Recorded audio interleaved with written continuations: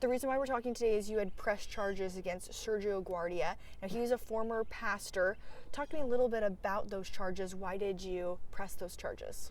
I pressed charges in November 2023 after I had home video footage from my Ring camera and my indoor camera of him in my home while I was away. My kids and I were out of state, and there was no reason for him to be there. And I had previous problems with him with harassing and stalking.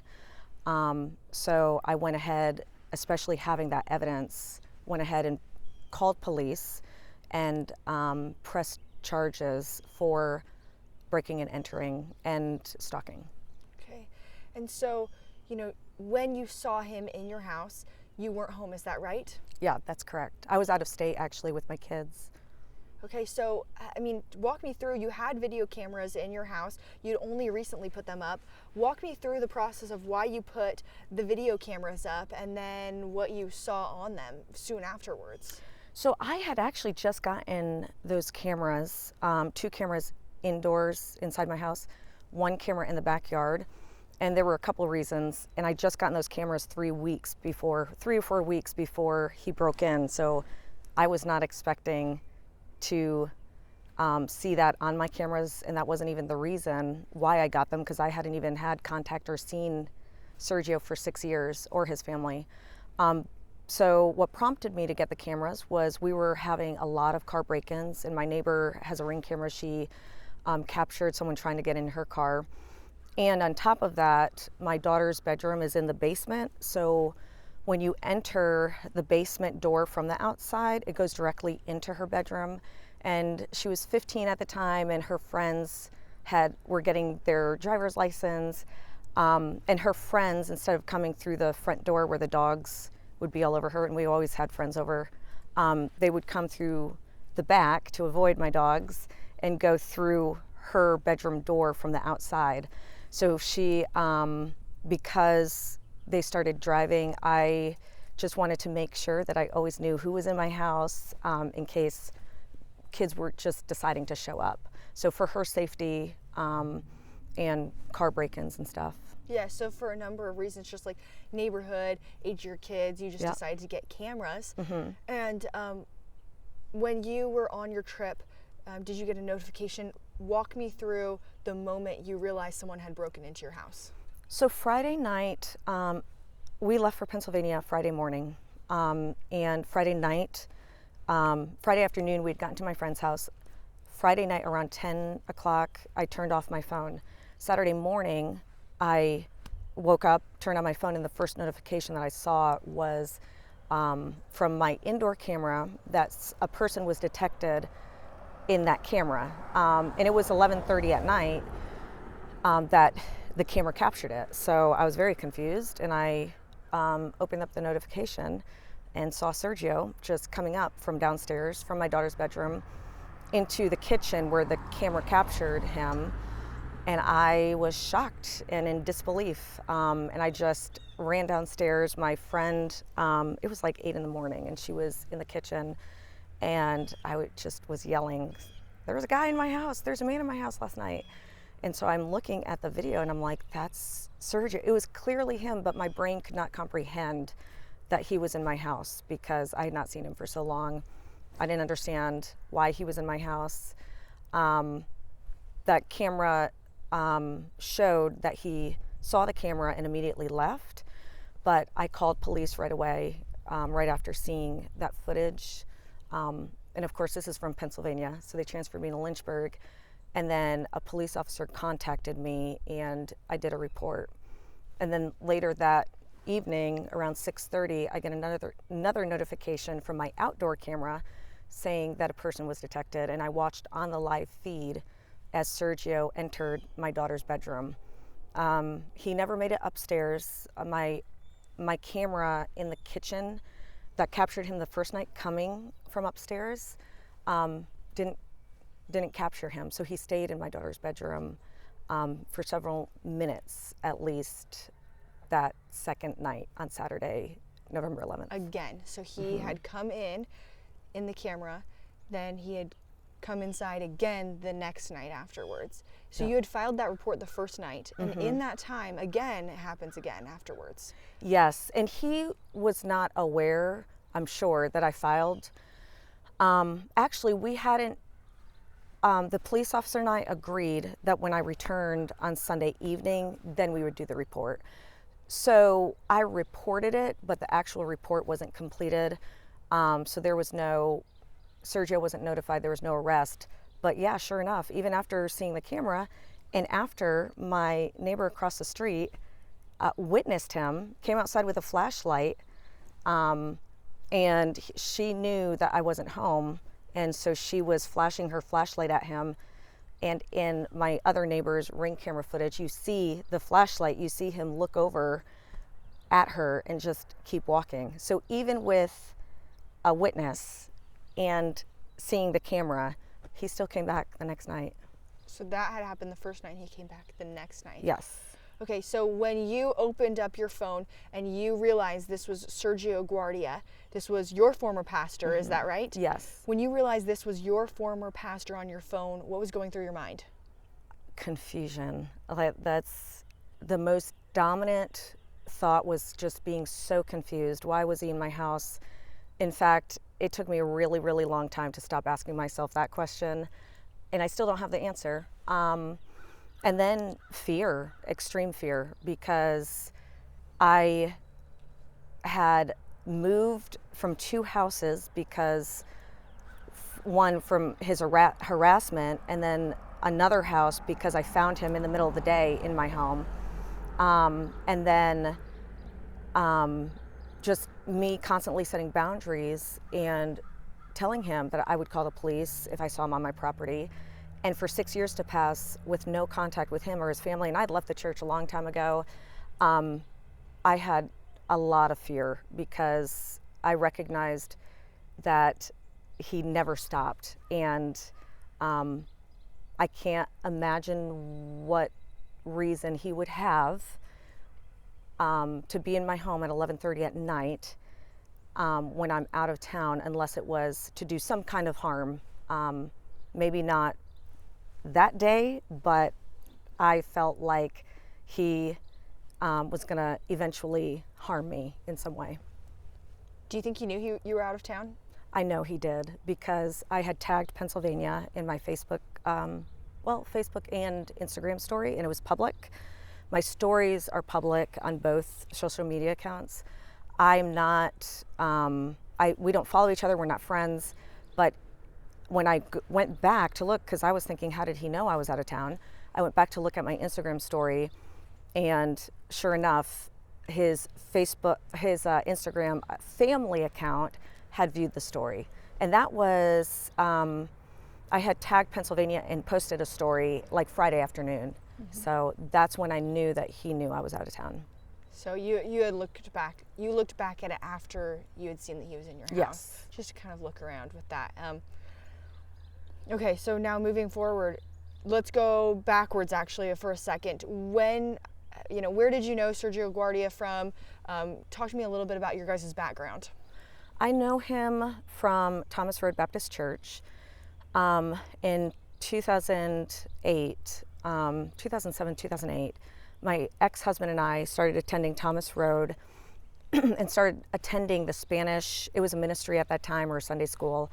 And we became very, very close to Sergio and his wife. So it was a friendship, and that ministry became a church in Thomas Road.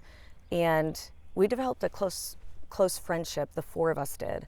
I separated and was going through divorce, and we had already moved away. I came back to Lynchburg. And so Sergio and his wife encouraged me to come back to the church where I would have support. And again, they were very close friends of mine, so it made sense. But that was back in what year? In 2011 is when I started attending again, just when I separated from my ex and just me and my kids were attending. Okay, so then in 2011, when did you decide to leave the church for good? It was 2016, either 2015, 2016. I left the church for good when he started showing up to my house making me feel uncomfortable and refusing to respect any of my boundaries that I had set. So he was the reason why you decided to leave the church in Yes, 2016? absolutely. Okay. So now I want to go forward to the trial, right? This has been a long process. You said this happened back in 2023, and now we are in 2025 when the trial finally got here. First of all, talk to me about this long process. How are you feeling finally getting through this? I feel good that the trial is behind me. It's over, but it's not over. The legal process might be over, but it's really never over for any victim that goes through something like this. There's no way to experience stalking and never look over your shoulder again. The process was long and it was confusing. I learned a lot because I didn't know the process. The prosecutor and the victim's advocate walked me through it and gave me information as I needed it. I didn't realize there were so many court hearings, so it was very challenging because I have to miss work because of this, and every court hearing it's like emotionally draining, so it just takes my time, my energy, my work, and so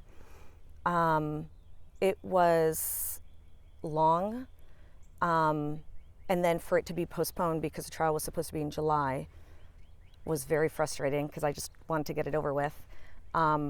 But I will say it's just good that it's over with. The trial actually on Tuesday was 11 hours. I was in the courtroom, not the courtroom, but in the court for 11 hours. And then the next day, the jury deliberated the next day pretty quickly, didn't need much time. And they deliberated for a short time the day before too. Okay, so this was a 2-day trial, is that right? It was a 1-day trial. 1-day trial, but it went into the second day with the Deliberation, because they didn't have adequate time. They only had like an hour and a half because of a time constraint. One of the jurors needed to leave by a certain time. Okay. So I guess there is still the sentencing, so the legal process isn't quite over yet. But looking over the looking over the trial specifically, how do you feel getting through the trial, getting through really the crux of it? I feel really good about it, especially because what I was up against. This wasn't the typical trial. If it was a stranger that came into my house and stole something, it would have been way easier. But because it was a pastor, someone that has definitely shown that I feel unsafe with, and especially a pastor with Thomas Road Baptist Church, because it is such a big and influential church. That was actually the most challenging part of this trial. And their response toward me was negative. They were very supportive of him.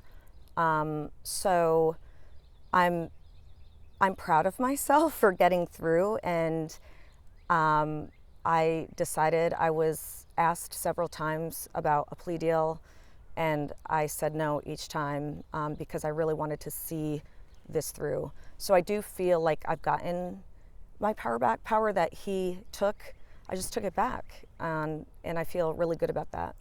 All right. See, it sounds like you are feeling like there is a sort of justice, but like you said earlier, you mentioned that as a victim you're not ever going to stop looking over your shoulder from this. So there's definitely something that's weighing with you from it, but you do feel like there is a sense of justice. There is a sense, yeah, there is justice in the legal sense. I would like to see justice in the church because after my experience, I thought this was such an isolated incident and this was just about me. And after I went public with WSET, which I'm very grateful you guys shared that story, that's when I started learning so much more about Thomas Road Baptist Church and the other churches in the area and how prevalent this problem is with pastors, specifically pastors. And so even though there's justice through the legal system, I don't see any justice in the churches where we should be the safest. Okay, so now for the sentencing, what are you hoping to get at the sentencing? Do you know what his minimum and maximum is or anything like that? I'm not totally sure. I'm not really sure. I know with stalking there could be jail time. I think with a felony, because it's his first felony, he probably won't get jail time. But the prosecutor was explaining it to me, but honestly I can't remember because there was so much overload of information. But what about the burglary charges? So actually the breaking and entering are the statutory burglary or whatever. So that's considered a felony. So that will never leave his record, and that's what I wanted. So as far as I know, for felony, first time felony charge, there might not be jail time, but for stalking, there should be jail time. So I'm hoping that he will get some jail time. And whatever the recommendation is for sentencing, I hope he gets the maximum, or if the judge sees fit, even more, because this has gone on for way too long. Now, you did mention that other people have spoken out since then. What are your hopes for other women, other men, anyone else who's been experiencing similar situations? My hope is that they see my story and they see the outcome and they feel empowered, that they can use the justice system, use the legal system, use the police, report any abuse, and that it can be seen through. I want them to know that they have a voice, that they have power, as powerful as that man may seem, as powerful as that position of authority as a pastor may seem, and as powerful as that church may seem, they have power too. And I also want them to know that there are a lot of people who would support them, because that's one thing that was scary to me, was I didn't feel like I would have support. And one thing I learned is there's absolutely support, men and women, that will gather around a victim and just support them as best as they can. You felt supported through this? Absolutely. Not by the church, but by some friends, and also random strangers that I've gotten to know, that I've become friends with, that heard the story. And one person in particular, Ashley Esther, she was able to get other people, and she asked me first, that do support survivors, victims, and she created a support network for me of women and men that attended the trials. We had a group chat, and they constantly encouraged me and helped me in any way, with anything I needed. That's good to hear that you had that support behind you. Is there any last thoughts you have? Anything else I should have asked about? The only thing I would also want to add is, because this is such a prevalent problem in this town at least, but I think it's all over, with pastors, the abuse of authority, and the churches supporting the predators, I just want to add that I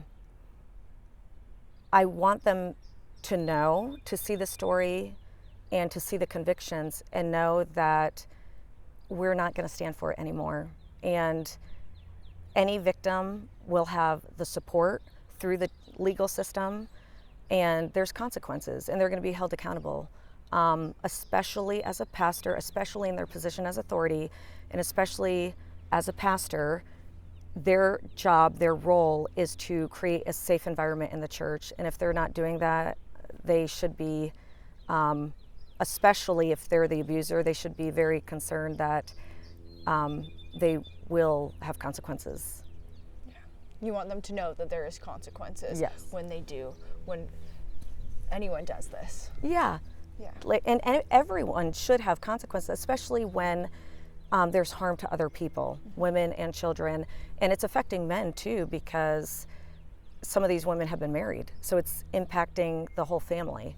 But yeah, like going to have the same consequences the average person would have for breaking and entering a home or stalking someone or abusing them in any way. Thank you so much.